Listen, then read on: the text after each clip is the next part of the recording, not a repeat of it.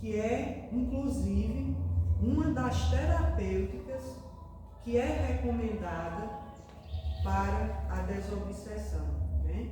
Dentre tantas outras, água fluidificada, passe, mudança de pensamento.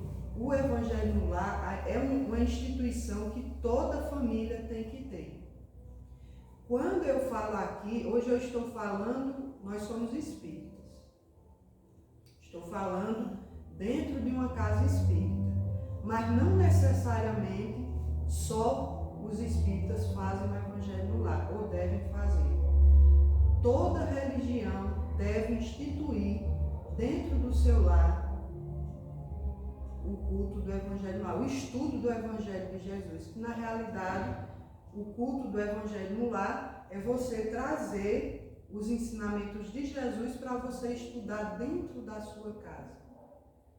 Mas antes de falar sobre esse tema, que é tão importante, eu vou contar uma história para vocês, que é uma história que ela tem tudo a ver aqui com esse assunto. Lá nos anos de 2012, 2013, eu estava afastada da casa que eu fiquei desde os 10 anos de idade. E outras pessoas estavam afastadas também. Aí, um dia lá na rua, em Serra Talhada, eu encontrei minha irmã Elizabeth Pereira, que alguns aqui acho que conhecem, acho que Paulo e se alguém conhece. E eu sabendo e tendo a necessidade de continuar estudando o Evangelho, eu perguntei a ela se eu podia fazer o Evangelho na casa dela. Isso começou em setembro de 2013. Setembro de 2013, no dia 13 de setembro. E aí eu fui. Quando eu cheguei lá, Jane também estava afastada dessa casa. E aí, quando eu cheguei lá, eu comecei a conversar com ela, nos evangelhos que a gente foi fazendo, eu perguntei a ela, ô Beth, Jane podia fundar um centro. Não podia? Ele tem tanto conhecimento, sabe tanto, e ele instrui tanta gente. Ela disse, podia, mulher, mas eu não sei. E a gente começou a conversar no sentido de fundar uma casa. Começou a fluir essas conversas. Do nada, que a gente sabe que não é do nada, né? Aí, ela falou com o Jânio que tinha uma casa no Ipicep, que estava alugada, inclusive alugada a uma irmã que trabalha lá com a gente, Selminha. E ele falou com ela,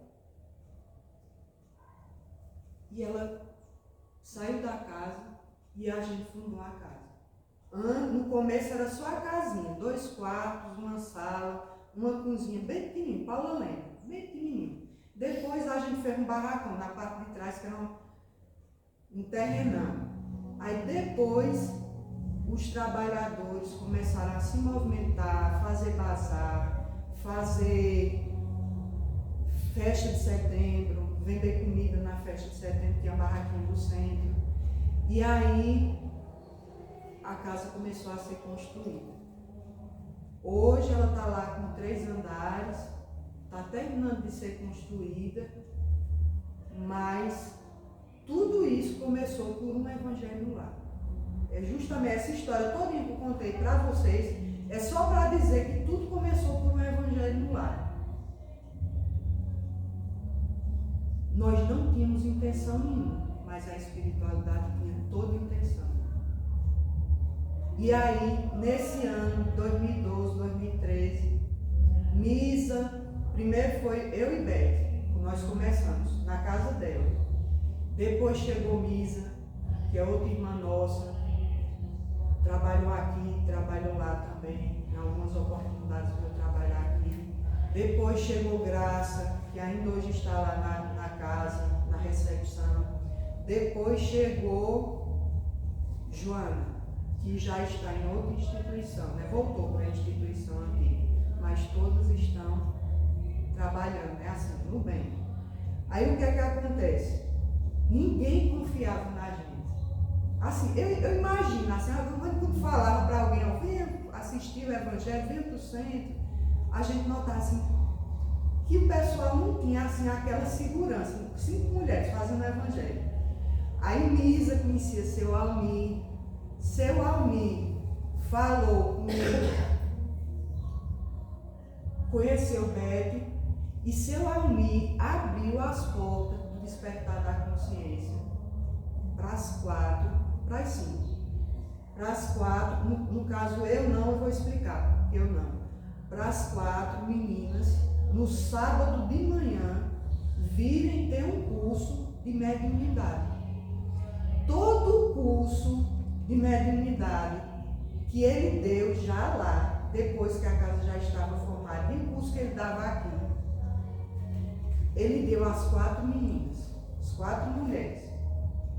Eu vim um dia, só não vim mais porque eu passei na época num concurso para Tabira, e eu passava a semana em Tabira e o final de semana eu vinha para casa. Eu tinha que dar assistência à minha mãe e ao meu pai. Aí eu preferia não vir para cá e ficar o final de semana com minha mãe, dando assistência a ela, ajudando. Foi uma das coisas que ela disse, eu deixo você ir, mas você tem que voltar no final de semana. Aí eu atendi e foi uma das coisas mais certas. Pouco tempo depois ela faleceu e eu vi que aqui foi acertado naquele momento, né? Eu fazia. E aí a gente começou a estudar sobre mediunidade a partir das aulas que as pessoas elas só compram o que há de melhor. E Pedro ficou calado, Jesus continuou, fez outra pergunta, pensou alguns instantes, e ele disse assim, e o oleiro, quando ele quer trabalhar uma peça, quando ele quer fazer uma peça, uma cuia, um pote, uma panela, o que é que ele faz? Aí Simão Pedro pensou e disse, mestre, ele vai modelar o barro e separa o melhor barro, vai modelar e fazer o que ele deseja com aquele barro. Certamente, mestre, ele vai separar as ferramentas, o serrote, o martelo, o enxó, a canha, para fazer o barco, para fazer a porta, para fazer a janela, da melhor maneira que ele puder. E aí todo mundo se calou e o mestre disse assim, pois é, Pedro, assim também é o lar diante do mundo. O berço doméstico é a primeira escola da alma, é o primeiro templo. O nosso lar é a nossa primeira escola. É lá onde nós aprendemos as primeiras lições de moral. É o primeiro templo também. E eu achei isso bonito, né? Porque quando a gente pisa numa igreja, quando a gente pisa num centro, a gente diz assim, eu estou pisando em solo sagrado. Porque aqui as pessoas oram, as pessoas rezam, as pessoas falam sobre Jesus, é um solo sagrado. O nosso lar também é um solo sagrado. É o lugar de onde saem as sementes que vão povoar o mundo. Os nossos filhos, os nossos netos, nós mesmos saímos de um lar bonito de se escutar, mas tem que ser verdadeiro ao se colocar em prática. A gente tem que colocar. A casa do homem é a primeira exportadora dos caracteres para a vida comum. Todas as características que os seres humanos têm é aqui, no lar, no nosso lar, que começam. Sementinhas, elas são plantadas no nosso lar. Se o negociante seleciona os produtos para vender, qualquer comerciante, seja o peixeiro, seja o oleiro, ele seleciona os melhores produtos. Ninguém quer comprar resto de peixe, ninguém quer comprar panela de barro quebrada. Ele vai selecionar o melhor.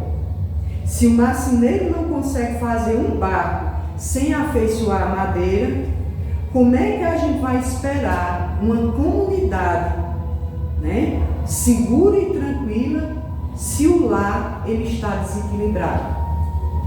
Não tem como. Então a gente tem que cuidar da semente. A gente tem como cuidar daquele primeiro local onde nós somos colocados, o nosso lar. A paz do mundo começa sob as telhas que nos abrigam, lá na nossa casa. Aquelas telhinhas que nos abrigam, ali começa o nosso trabalho. Se não aprendemos a viver em paz com aquelas poucas pessoas que convivem lá, o nosso pai, a nossa mãe, o nosso esposo, a nossa esposa, os nossos filhos e outras pessoas que se agregam ao lar, como é que a gente vai viver bem lá em sociedade? Não tem como. Jesus fez esses questionamentos, né? Não existe paz entre as nações se o lar está complicado. Se não amamos o próximo associado à luta de cada dia, como respeitar o Pai eterno, que às vezes parece que está tão distante? Se a gente não respeita aquela pessoa que está aqui do nosso lado, que a gente olha todo dia para ela, acorda, dá bom dia ou não, mas deve dar bom dia, como é que a gente vai se portar diante de Deus? Que Ele parece distante, mas Ele está aqui dentro de nós. E quando nós começamos a fazer o Evangelho no lar, a gente percebe que Ele está aqui bem pertinho, na nossa consciência, na nossa centelha divina que nós carregamos. Por isso o Evangelho no lar é algo que é urgente, minha gente, fazer. Jesus olhou para todos no recinto e disse: Pedro, acendamos aqui a claridade nova, a boa nova. Que nós possamos aqui começar uma nova fase. E aí lá na frente, Simão, depois de ele ter explicado várias coisas, ele diz assim, Simão Pedro entende, né? Entende ali o que Cristo estava dizendo, e ele diz assim: Mestre, seja feita a tua vontade. E assim, ele olhou novamente, Jesus olhou novamente para os familiares, os amigos, os apóstolos que estavam presentes, chamou a atenção de todos, porque até então a conversa era entre Pedro e os que estavam mais próximos. Ele chamou a atenção de todos, desenrolou os pergaminhos e começou ali, implantou na casa de Pedro o primeiro culto de evangelho no lar. E aí, meus irmãos, nós temos aqui as principais finalidades para o estudo do evangelho no lar, a instituição do evangelho no lar dentro da nossa casa. Estudar o evangelho à luz da doutrina espírita. Nós temos o evangelho, que ele é composto de 28 capítulos. Cada capítulo ele é organizado do mais fácil para o mais difícil, na base da filosofia que Kardec criou, né? E aí, no último capítulo, nós temos um apêndice de preces. Kardec, tendo a certeza de que nós temos dificuldade de orar, ele coloca aqui alguns exemplos de prece no final.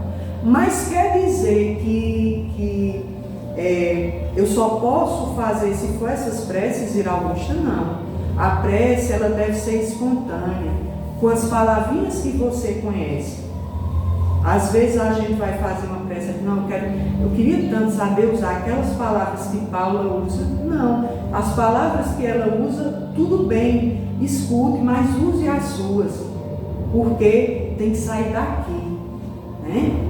Não tem que ser uma coisa decorada, mas ele coloca justamente para lembrar, porque a gente pode orar pelos doentes, pelos obsidiados, pelo obsessor, pelos inimigos, por quem acaba de nascer, por quem acaba de falecer. A gente pode orar por todo mundo, inclusive no nosso evangelho também. E aí, uma das finalidades é estudar o evangelho de Jesus à luz da doutrina espírita. Mas quer dizer que eu só vou fazer o evangelho, Augusto, eu estou aqui só de passagem hoje, quer dizer que eu só vou fazer o evangelho se for um livro dos Espíritos? Não. Se você tiver a Bíblia, você pode abrir lá no evangelho do Velho Testamento, ler um pedacinho, né? Nós, na doutrina espírita, temos uma instituição no nosso lar. Nós seguimos uns passos que daqui a pouco eu vou mostrar para vocês. Mas, segundo a vontade do Mestre, nós temos que estudar o evangelho dentro do nosso lar, como ele iniciou lá na casa de Pedro, né? E aí, criar em todos os lares o ato salutar de reuniões evangélicas para que despertem e acentuem o sentimento fraterno que deve existir em cada criatura, a fraternidade. Todos nós somos irmãos. Nós temos que começar dentro do nosso lar essa fraternidade, para levarmos para onde nós formos, para o nosso trabalho, para a via pública, trazer para o centro. Se você é de outra religião, levar para a sua igreja aquela fraternidade. E aí é um hábito salutar, saudável, traz saúde. Não só a saúde física ajuda também, mas a saúde espiritual, que é a mais importante, né? Porque nós somos espíritos encarnados. Estamos aqui momentaneamente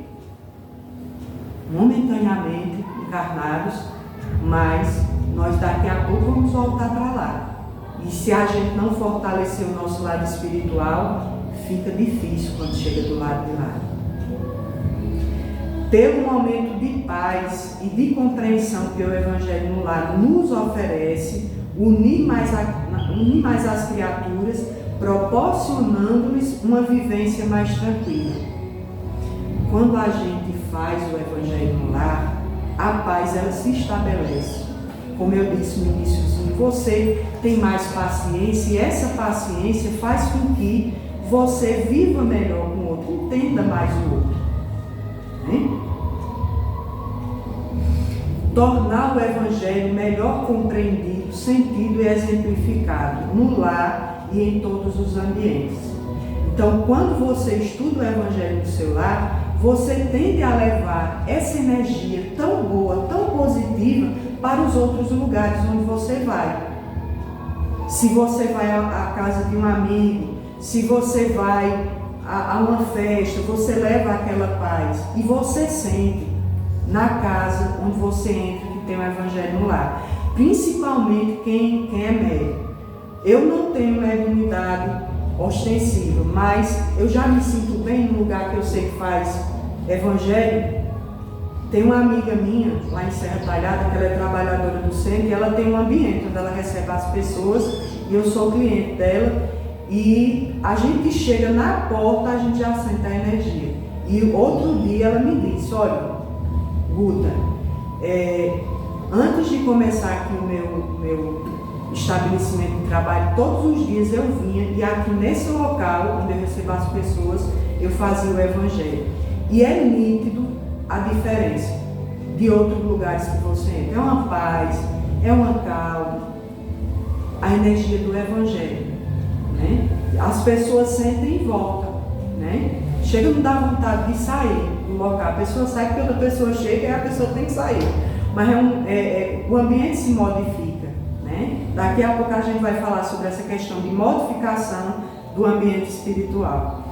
Higienizar o lar pelos nossos pensamentos e sentimentos elevados, permitindo mais fácil influência dos mensageiros do bem. Como eu disse lá no início, você abre a porta. Quando você faz o Evangelho no lar, você abre a porta para a equipe espiritual de Jesus entrar. E quando ela entra, meus irmãos, entra luz.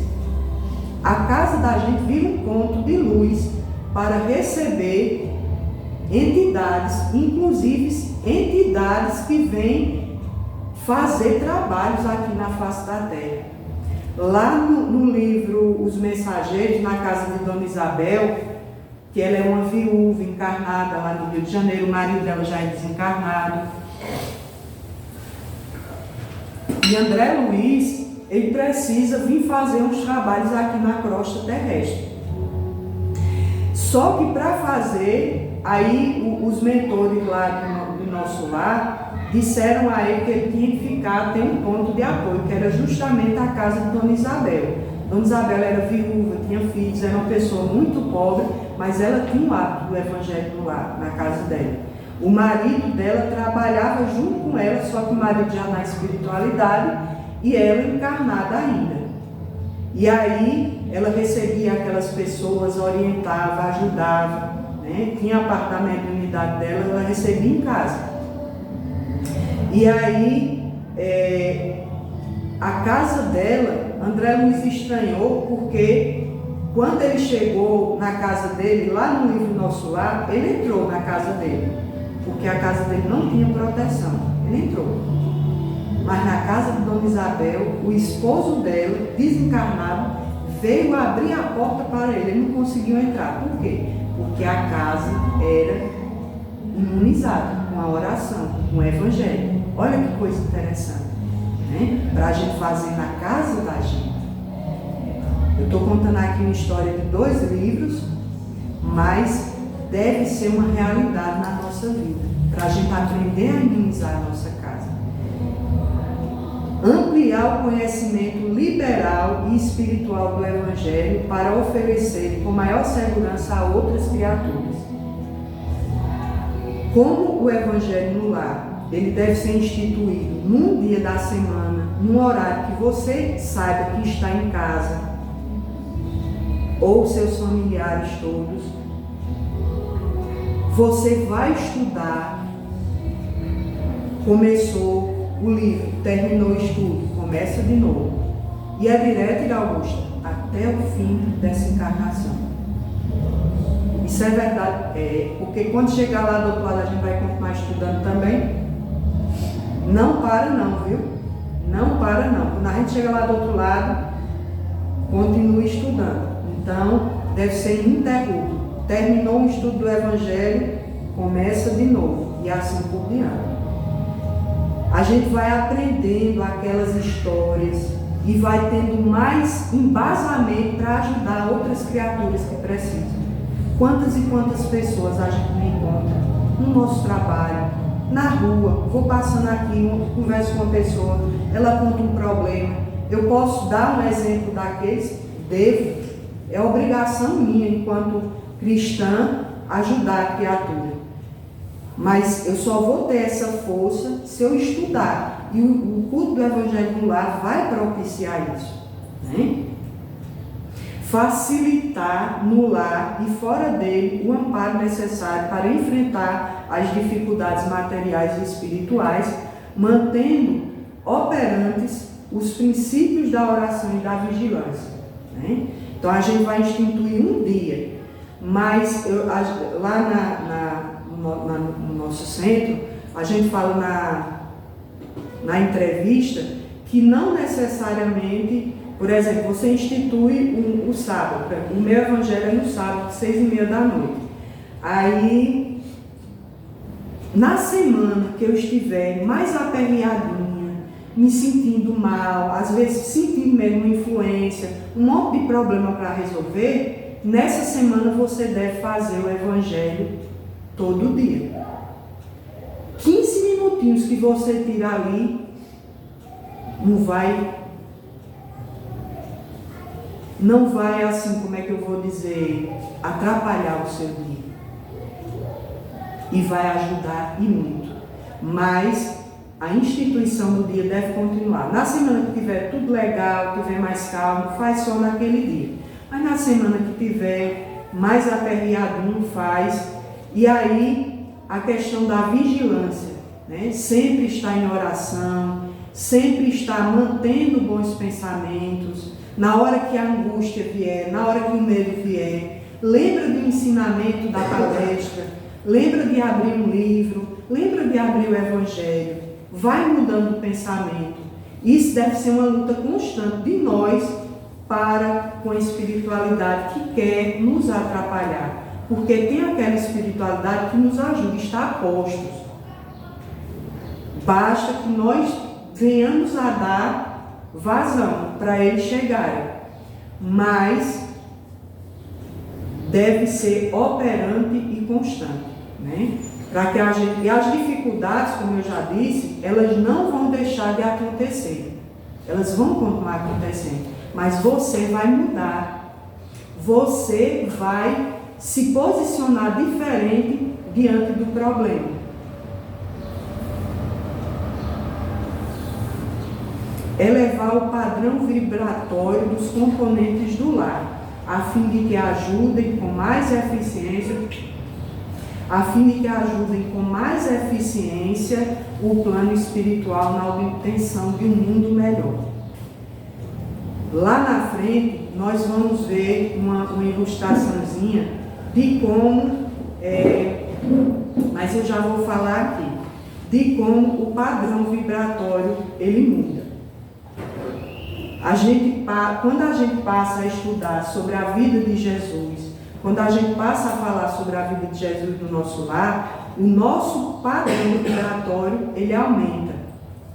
Daí o que é que acontece? As doenças elas diminuem, a nossa serenidade aumenta, né?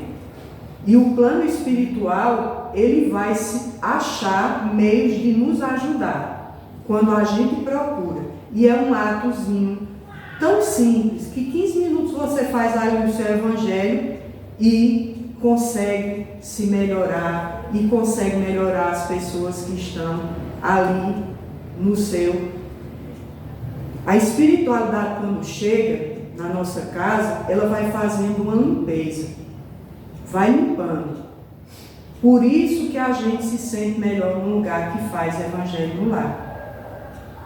Eles pegam como se fosse uma vassourinha, só que é fluidicamente, né? O pensamento bom vai limpando, vai tirando ali aqueles miasmas que ficam pendurados nos ambientes, nos objetos, na roupa da gente, nas telhas. E é por isso que as pessoas que são sensíveis, que têm mediunidade sensitiva, elas não aguentam quando chegam numa casa onde tem briga, onde tem discussão. Algumas pessoas sentem vontade de vomitar, algumas pessoas ficam com um mal-estar aqui, uma dor aqui, sentem vontade de sair, né? E nesse momento, se por acaso nós tivermos essa sensibilidade, é importante que nós possamos aprender a orar por aqueles. Se a pessoa não puder sair, porque tem gente que sai do local, né? Mas se não puder sair, se tiver de ficar lá, e você faz uma oração para poder ajudar a todos ali. E aí, a gente deve escolher um dia, né, o roteiro, um dia da semana, com uma horazinha marcada, num horário em que todos estejam em casa, para fazerem todos juntos, inclusive as crianças. E a gente deve colocar as crianças, inclusive para lerem, inclusive para fazerem orações também. Ai, Augusto, mas a oração dela vai ser mal feita. Mas não importa, a gente tem que começar a colocar as criancinhas para fazerem as orações. Porque um dia ela vai ser chamada, na idade adulta dela, a participar de um grupo de qualquer religião. E ela tem, a gente às vezes chama uma pessoa no centro, uma pessoa adulta que às vezes já está ali há tanto tempo na casa espírita, a pessoa diz, não, eu não vou fazer, não sei fazer não. Mas faça com as suas palavras. É um mau trabalho para poder a gente chamar essas pessoas, ou então diz assim, não, eu não quero participar do estudo porque eu não quero fazer estudo, mas tem que começar. A gente tem que começar, e colocando a criança, ela vai aprendendo desde cedo e não vai ter tanta dificuldade quando chegar a hora de ela fazer o seu trabalho, seja na instituição em que ela escolher, né? Então, colocar inclusive as crianças para fazer o Evangelho no lar. Você vai convidar toda a família. Se alguém não quiser, você não vai brigar com essa pessoa. E se ninguém na minha casa quiser, faça sozinho, né? Vá para o seu quarto, para um ambiente onde você vai estar em silêncio, né? Coloque lá o seu copinho de água para que a espiritualidade possa fluidificar. E se eu estiver viajando, Ira Augusto, aí você vai fazer lá onde você estiver. E quem ficar na sua casa, faz naquele horário também. Hoje em dia, como tem o auxílio da internet, né, você pode fazer uma chamada de vídeo com várias pessoas e faz ao mesmo tempo. Olha que coisa interessante. Lá na nossa casa nós temos Dilma, que é trabalhadora de lá, e ela, os filhos, um mora em São Paulo, outras filhas estão em cidades diferentes, e ela faz uma chamada de vídeo e faz com todo mundo, né? Eles faziam isso desde criança. Eles são, Jesus e Dilma cresceram, eram espíritos e desde pequeno, desde o início eles já fizeram e continuam fazendo. E eles têm essa instituição no mesmo horário que eles faziam antes, né?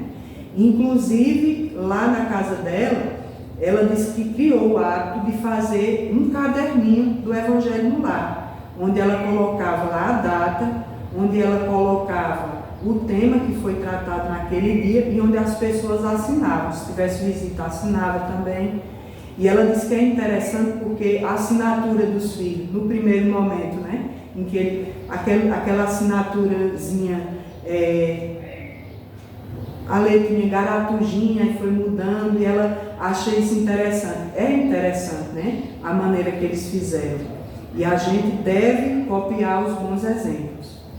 E aí, quais são as etapas? No início da reunião, você vai preparar a sala, né? Escolhe um cômodo da casa, pode ser uma mesa, um local onde vocês se alimentam, como foi lá na casa de Pedro, né? Coloca os copos ou a jarra para que todo mundo possa tomar dessa água. Faz uma prece espontânea. E se eu não souber, Augusto? Faça uma prece, leia, pega uma prece aqui do apêndice, mas com o tempo você vai aprender. Com o tempo, a gente começa vendo os exemplos. Aí depois a gente faz com aquela palavrinha que a gente sabe, com aquelas palavrinhas que a gente sabe.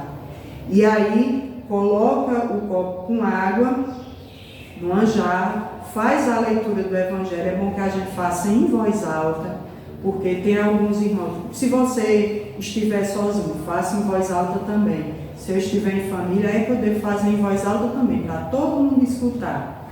E aí faz o comentário e pode também fazer uma leitura de uma mensagem de Chico Xavier, de Divaldo Pereira Franco. Tem vários livros assim de mensagens que são bem pequenininhas, que você pode fazer a leitura e comentar também, né? Então faz a leitura do Evangelho, comenta em voz alta, pede para as pessoas comentarem, pede para as pessoas perguntarem. Se não souber responder, aí guarda aquela pergunta a alguém que tenha mais entendimento, e no próximo Evangelho explica a todos da casa, certo?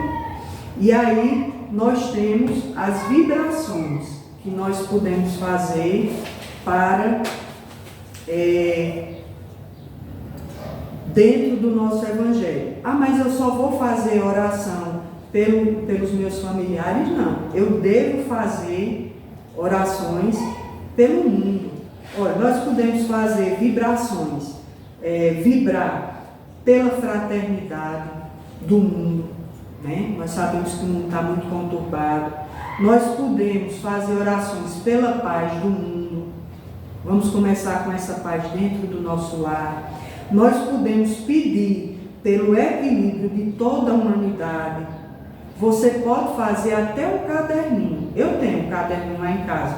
As pessoas às vezes me pedem oração, às vezes elas me pedem pessoalmente, às vezes pedem para eu levar para a irradiação do centro, eu levo, mas eu tenho ali aquele caderninho para eu orar por aquelas. Às vezes a pessoa esquece, né? É tanta gente necessitando, aí faça uma listinha como essa também, né? Não vamos pedir só vamos pedir pelo mundo todo, porque nós moramos no mundo, nós somos moradores do mundo, pela saúde dos enfermos, enfermos de nossa família, enfermos, outras pessoas que estão no hospital que a gente nem conhece, mas que elas vão ser beneficiadas, os irmãos espirituais vão até lá e vão dar passes neles, vão ajudar pela unificação das religiões, pelos nossos familiares e amigos, pela reabilitação dos presidiários, porque nós, meus irmãos, nós somos os presidiários de antigamente. Hoje nós estamos vestindo esse corpo de carne, mas no passado não foi assim. Então vamos orar pelos nossos irmãos, para que lá na frente eles possam estar desse lado de cá também, fazendo o trabalho do Cristo. Pelos trabalhadores, pelos desempregados, a gente deve orar por eles, né? Aquelas pessoas que trabalham conosco, pelo nosso trabalho, que dá o nosso pão de cada dia, pela harmonia dos lares desajustados e também pela confraternização com os nossos desafetos, aqueles que nós conhecemos e aqueles que nós não lembramos, que ainda não conseguiram encontrar a gente. Eles estão por aí, né? Mas se a gente fizer uma oração pedindo por eles também, talvez quando chegar o momento da gente encarar ele assim de frente, a gente não tenha um impacto tão grande na nossa vida. E aí, meus irmãos, e também orar por nós mesmos, né? Para que a gente tenha força, para seguir nas lutas da vida da melhor maneira possível, sem machucar ninguém, e assim por diante. Então, fazendo essas vibrações, né? Faz a prece de encerramento, né? Já comentou o Evangelho e distribui a água para que todos tomem, né? E na hora da prece final, você pode pedir também para os irmãos espirituais colocarem ali naquela água o remédio, tanto para o seu corpo físico quanto para o seu corpo espiritual. E aí, uma observação: o Evangelho no Lar não é uma reunião mediúnica, então a gente deve ter todo o cuidado para não receber, se tiver alguma pessoa que tem ali sensibilidade mediúnica, fazer de tudo para que isso não se torne um hábito, né? Procurar uma casa espírita que tenha conhecimento disso para poder orientar a pessoa ao estudo, às reuniões e assim por diante, mas não fazer o recebimento de espíritos em reuniões no lar, né? Porque a gente não sabe quem vai receber. E aquele irmãozinho ali, ele pode se conectar para poder ficar ali no lar e promovendo a bagunça, certo? Então, e quando a gente convidar a pessoa de fora, que a gente não faça do Evangelho no Lar uma cerimônia, né? Uma recepção com comida, né? Aí eu vou para a casa de fulano de tal fazer evangelho, porque ela faz um café tão gostoso depois. Não faça isso não. Então vá pelo Evangelho. Se não tiver nada, porque às vezes a pessoa é amiga da pessoa e fica para o jantar, ou então fica para o café da noite, ninguém sabe. Mas que a gente não faça, não convide ninguém para ser uma cerimônia. Que o culto do Evangelho lá seja o culto do Evangelho lá, o estudo do Evangelho. A gente tem que tomar cuidado nisso aí. Então Emmanuel ele diz assim: quando o Evangelho penetra no nosso lar, o coração abre mais facilmente a porta para o Divino Mestre, né, que é Jesus. Então, que a gente possa implantar o culto do Evangelho no lar dentro da nossa casa, para que a gente possa melhor viver a vida. para que a gente possa ter mais tranquilidade e confiança. O Evangelho é o que a gente vai precisar. Tudo isso que a gente está vendo aqui, isso a gente vai precisar daqui até o final dos tempos. A gente vai encarnar, desencarnar, e isso aqui é o que fica.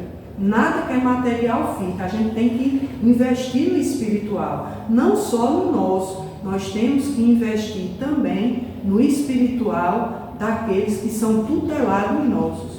Outra coisa também, como é que anda o nosso lar? Né?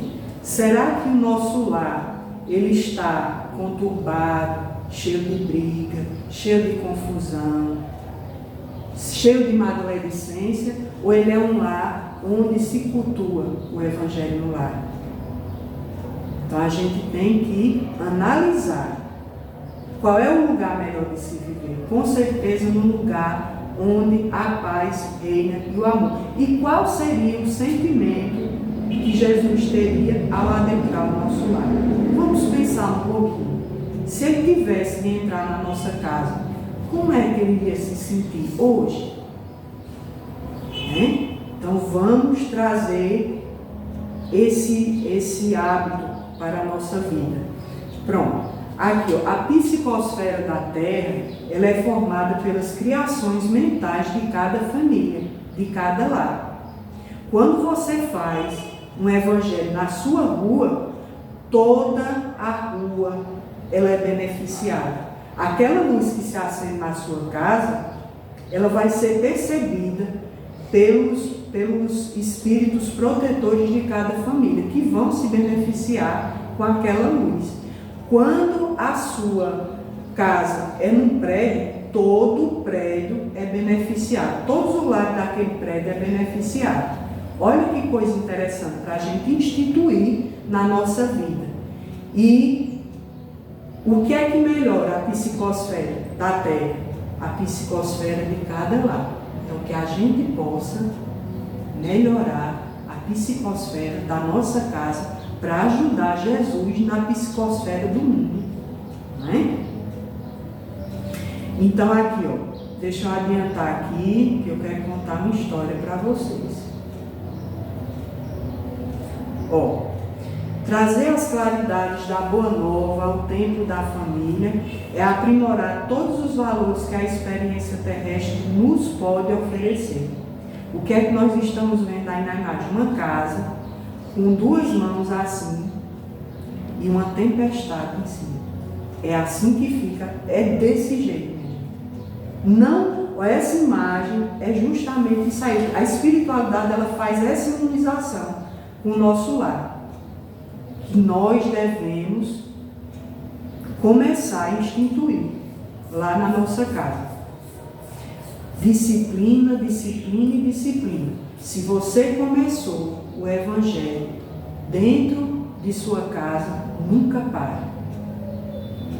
E você vai ver vivamente a diferença na sua vida, nas coisas que você faz, as coisas se resolvendo de maneira melhor. O problema ainda existe, mas você se posiciona diferente, né? Então, a mesma hora, dia, horário, para não desperdiçarmos o tempo da espiritualidade amiga que vem ao nosso auxílio. Eles são ocupados, eles fazem várias atividades no mundo espiritual, mas quando você institui ali, naquele horário, naquela data ali, ele vem com a comitiva, não vem só um ou dois, não, vem a comitiva, e aí começa a lhe ajudar, passa um tempinho ali, e no finalzinho você faz a oração, agradece, e na próxima semana eles estão ali novamente, certo? E aqui, você sabia, o culto do Evangelho no lar não é uma inovação, é uma necessidade em toda parte, onde o cristianismo lance raízes de aperfeiçoamento e sublimação. Então, é uma coisa que é necessária para todos nós. Não é uma brincadeira, não é uma coisa de faz de conta, é realidade, minha gente. Então, que nós possamos fazer essa implantação. E eu vou só contar aqui a história de Chico Xavier e o diamante amaldiçoado. Essa história, eu escuto ela desde pequena, né? Chico Xavier era uma pessoa que era de luz. As pessoas chegavam lá para conversar com ele, ele via a hora da pessoa, fazia a leitura da pessoa, sabia que a pessoa estava numa situação muito difícil, muito triste. Mas todo mundo que chegava lá e contava o problema, ele dizia: ô meu irmão, a sua estrada é de luz. Dava um abraço nele, a pessoa saía de lá bem alegre, feliz pelo abraço, pela palavra de compreensão que ele tinha dado, e saía até melhor, né? Mas por que isso acontecia? Porque Chico Xavier, ele vivia o Evangelho. Ele era uma pessoa como nós, mas ele vivia o Evangelho. Cada palavrinha, ele tentava se sobressair da melhor maneira possível dentro do ensinamento de Jesus. E aí, tinha um casal, amigo dele, que era muito rico, casal. Rico, rico, rico. Só que na casa deles,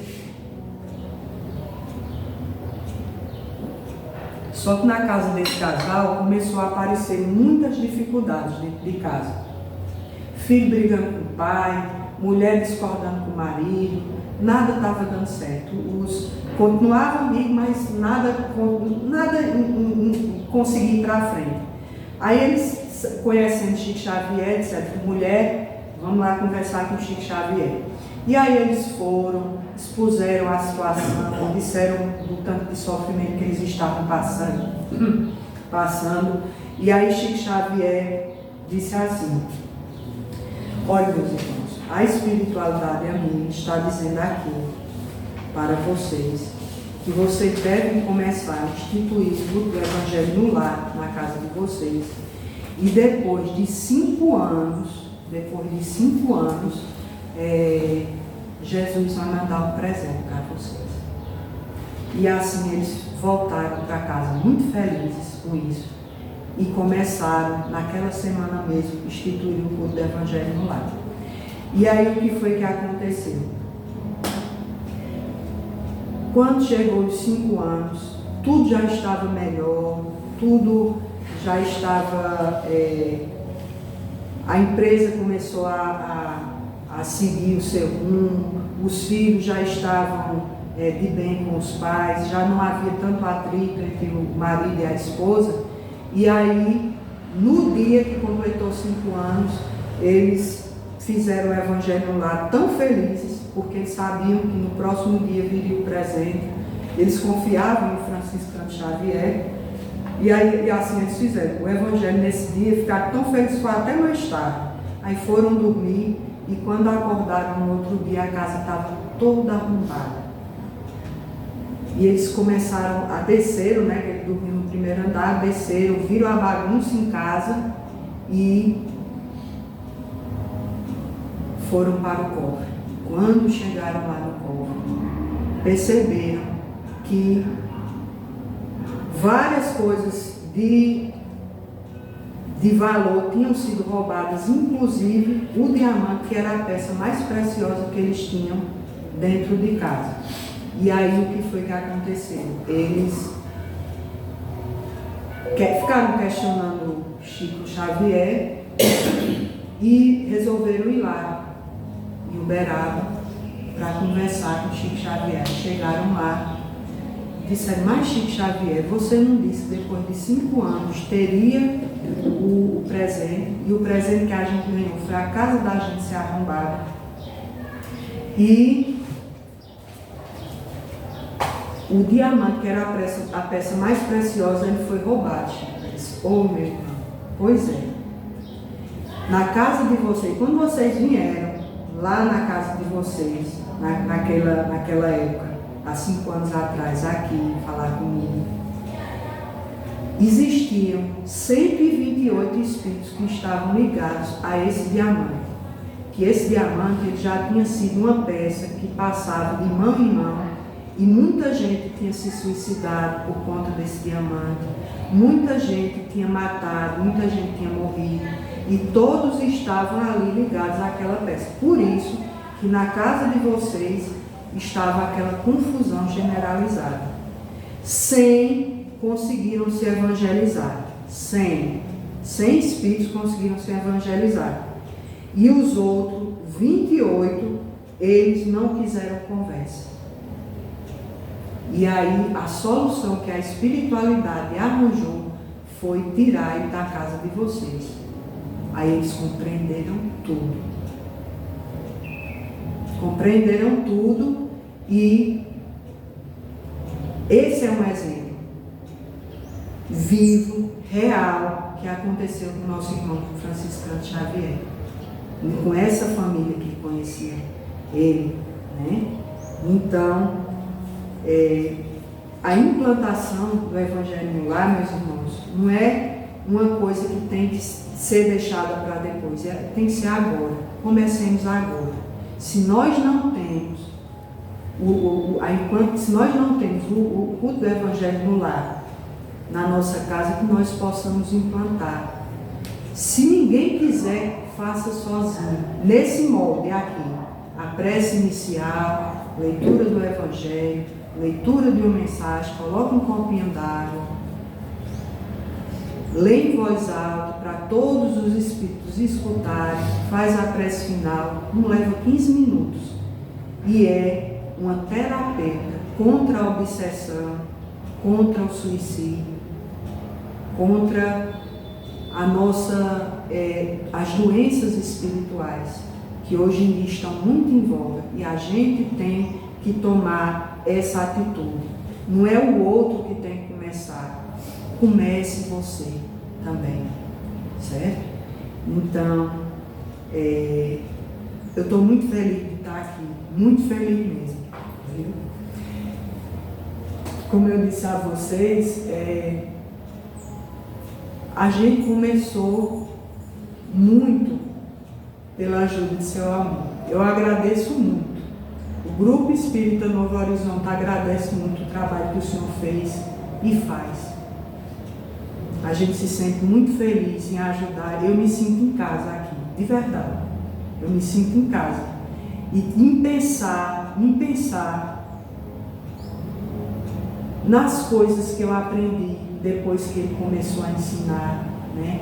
Em pensar nas coisas que nós evitamos na nossa vida, na quantidade de gente que essa casa ajudou e ajuda através do Novo Horizonte também, que é um braço, eu considero um braço, né? Não é só ao povo de Serra Talhada, não é só a Triunfo, é das outras cidades também. Então, essa casa, o Despertar da Consciência, é um ponto de luz, vai continuar em nome do Senhor Jesus. E o Novo Horizonte está lá, vai continuar também, em nome do Senhor Jesus. Eu agradeço imensamente a Deus por estar aqui, em outras oportunidades virei, e que Jesus nos abençoe a todos. Eu vou fazer a prece final, tá bom? Pensar em coisas boas, lembrando a figura de Jesus. Deus Pai de infinito amor e bondade, nós te agradecemos por mais essa oportunidade de estudar um pouquinho da tua doutrina, do teu Evangelho. Que a espiritualidade amiga que aqui está possa derramar sobre todos nós, encarnados e desencarnados, a paz, a luz, o amor, o equilíbrio necessário para que nós possamos levar essas sementes de amor a outras pessoas que necessitem. Abençoa o despertar da consciência, todos os espíritos ligados a essa casa, todos nós. Abençoa o Grupo Espírita Novo Horizonte, as atividades que são feitas aqui e lá. Que Maria de Nazaré possa estar a postos com a sua equipe de irmãos socorredores e trabalhadores do amor e da paz. Abençoa, Mestre Jesus, mais uma vez te agradecemos. Assim seja. Deus.